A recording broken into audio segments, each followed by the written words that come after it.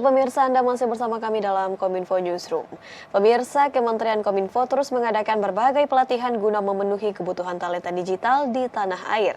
Dan kami akan mengajak Anda untuk menilik lebih lanjut apa saja program pelatihan yang disiapkan oleh Kemenkominfo. Bersama rekan kami Mona Azarenisak bersama Kepala Badan Litbang SDM Kemenkominfo Republik Indonesia. Terima kasih pemirsa, Anda kembali menyaksikan Kominfo Newsroom.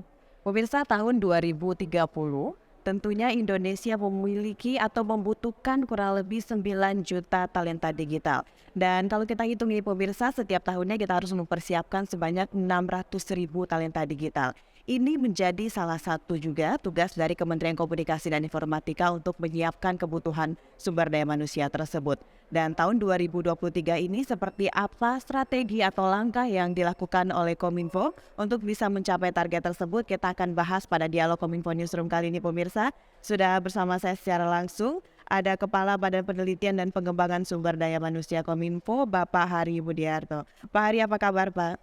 Alhamdulillah sehat. Sehat. Ini 2023 sudah masuk Pak. Tentunya ini berbagai kementerian sudah mempersiapkan berbagai langkah untuk bisa mencapai target. Kominfo tentunya sudah punya langkah-langkah atau strategi untuk bisa mencapai target penyediaan sumber daya manusia yang tentunya melek digital. Apa program kita tahun 2023 itu untuk mendukung hal tersebut Pak Ari? Jadi Kementerian Kominfo khususnya Badan Penelitian dan Pengembangan SDM ini ditarget untuk bisa menyediakan talenta digital sebanyak 200.000 per tahun. Maka strategi apa yang kita lakukan? Jadi kita mulai melakukan pelatihan ini sejak dini mungkin. Jadi di bulan Februari minggu pertama ini kami sudah membuka pelatihan, ya ini sebagai batch 1, terus nanti akan kita buka lagi di bulan Mei terus, dan kita targetkan di Agustus itu kita sudah mencapai 100.000. Jadi nantinya sekitar November kita akan bisa mencapai 200.000. Jadi target kita akan latih dulu para pimpinannya, para pimpinan dari lembaga-lembaga ini, kemudian baru kepada para stafnya, kemudian baru kepada masyarakat. Baik, sebelum kita lebih jauh membahas mengenai bagaimana strateginya, boleh sedikit kasih gambaran dulu Pak Hari kesuksesan kita menciptakan talenta digital tahun 2022 lalu bagaimana Pak? Garis besarnya ini Pak. Jadi kemarin target setahunnya kan 200.000. Kami hitung kemarin itu ada 245.000 peserta yang mendaftarkan dan mengikuti ke sesi 1, sesi 2 sampai sesi 3. Kemudian yang menamatkan sampai mereka mendapatkan sertifikat kelulusan itu ada 187.000 orang yang melakukan pelatihan, dan beberapa orang itu sudah bisa masuk ke marketplace, terutama ibu-ibu. Karena apa? Karena 60% PDB nasional itu saat ini disumbang dari e-commerce. Terus kemudian pemainnya 60% itu adalah ibu-ibu, dan mereka yang jual itu adalah di bidang kuliner. Jadi kita melakukan pelatihan kepada para ibu-ibu ini, pesertanya cukup mudah ya. Kalau offline itu ramai banget, dan hampir 90% pesertanya ibu-ibu. Dan mereka datang sampai ke 3 hari pelatihan itu full, mereka absen. Oke. Baik, berarti dari 600.000 target per tahun, kalau kita hitung-hitung 200.000 lebih, Kominfo sudah sangat membantu, itu sudah sangat membantu sekali untuk mencapai target 600.000 Pak Hari. Baik, sekarang kan ada program SPBE Pak. Nah, bagaimana di sini peran Kominfo dalam memberikan mungkin pelatihan kepada ASN Pak untuk bisa mendukung penyelenggaraan dari SPBE ini Pak Hari? Jadi pemerintah pada tahun 2022 sudah menerbitkan peraturan presiden tentang SPBE yang baru. Jadi di dalam peraturan itu disebutkan bahwa setiap lembaga harus mempunyai yang dinamakan enterprise architecture. Jadi kita membuka tema-tema tentang enterprise architecture. Dan enterprise architecture itu di dalamnya ada program membuat yang dinamakan proses bisnis.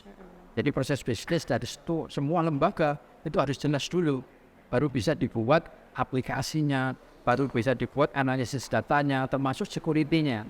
Maka kita membuka pelatihan-pelatihan khusus untuk ASN ini di bidang enterprise architecture, bagaimana membuat proses bisnis dengan menggunakan aplikasi.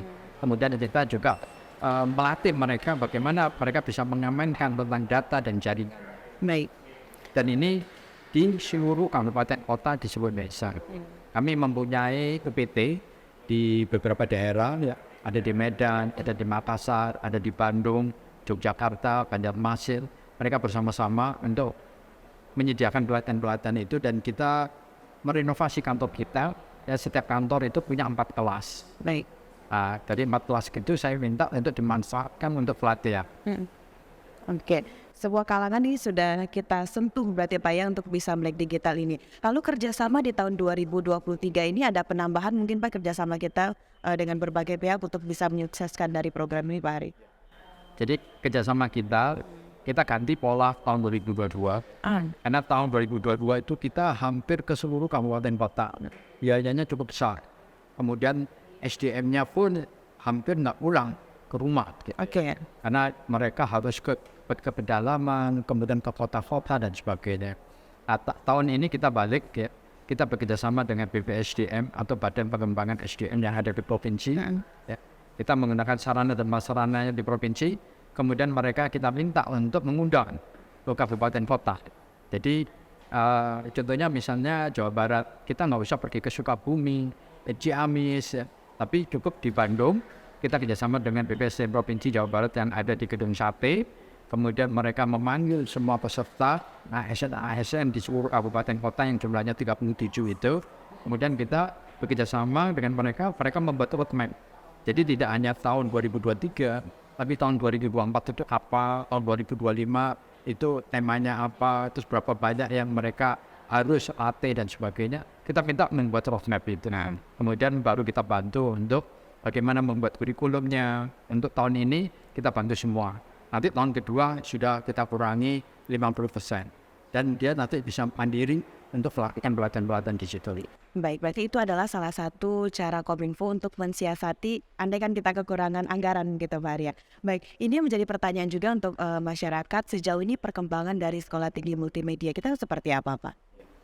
Jadi Sekolah Tinggi Multimedia yang ada di Jogja ini prodi-prodi yang existing ini adalah prodi-prodi di bidang penjara.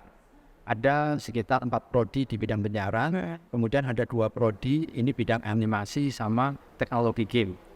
Jadi mereka punya 6 prodi ini. Nah, ini mau kita kembangkan untuk prodi-prodi yang basisnya ke IT. Misalnya contohnya ke infrastruktur digital. Jadi mereka harus menghasilkan orang-orang yang jago di bidang cyber security, orang yang bisa mengelola cloud, orang-orang yang bisa mengelola data center dan sebagainya. Dan ini belum dibuat di STMM. Maka untuk tahun depan kita akan ganti nama STMM itu menjadi Politeknik Digital Nasional. Kemudian kita buka prodi, tidak hanya prodi S1, tetapi ada prodi S2. Jadi kita buka S2 untuk kepemimpinan digital.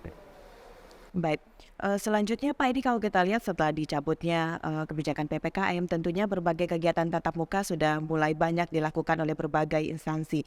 Untuk DTS Pak Hari, bagaimana dengan program tatap muka nanti Pak? Seperti apa itu rencana yang akan kita lakukan? Ya. Jadi ini tidak hanya pelatihan ya, tapi juga pendidikan yang tadi STMM. Ya. Walaupun kita sudah offline, tapi budaya online itu masih kita terapkan. Jadi contohnya ini di SMM. Jadi saya juga ngajar di sana. Maka saya nggak bisa harus datang ke Jogja. Maka saya ngajar dari Jakarta. Saya gunakan online. Kemudian 1 bulan sekali saya ke sana untuk melakukan diskusi. Jadi modelnya hybrid dan saya sudah siapkan learning management system. Jadi semua konten-kontennya saya upload. Mereka tinggal mengakses, mendownload. Kemudian mereka bisa bertanya di situ. Dan saya juga menugaskan membentuk kelompok. Jadi saya kasih buku pada bab 1, saya bagi ke kelompok 1, kemudian mereka diskusi dan mereka presentasi secara online. Nah, DTS juga sama.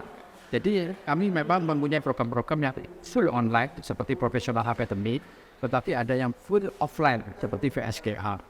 Jadi nanti kita kombinasikan. Yang offline tidak semuanya offline, ada online, ada sesi-sesi online. Yang online juga ada sesi-sesi yang offline. Jadi semua pelatihan itu kita lakukan secara hybrid. Cuma komposisinya yang tadinya online full, ada versi offline-nya. Mungkin 1 hari atau 2 hari. Ada yang offline full, ada sesi untuk mereka melihat LMS sama Zoom. Baik, tentunya kita harapkan dengan semua yang sudah Bapak sampaikan tadi langkah yang telah dilakukan Kominfo kerjasama dan juga berbagai inovasi ini bisa mencukupi target yang dimiliki yang harus dimiliki oleh Indonesia mengenai talenta digital. Terima kasih Pak Haris sudah berdialog bersama Kominfo Newsroom. Kita akan tunggu lagi informasi terbaru mengenai pengembangan talenta digital. Baik pemirsa, itulah dialog kita pada Kominfo Newsroom kali ini. Jangan kemana-mana, setelah jeda pariwara kami akan kembali dengan berbagai informasi lainnya.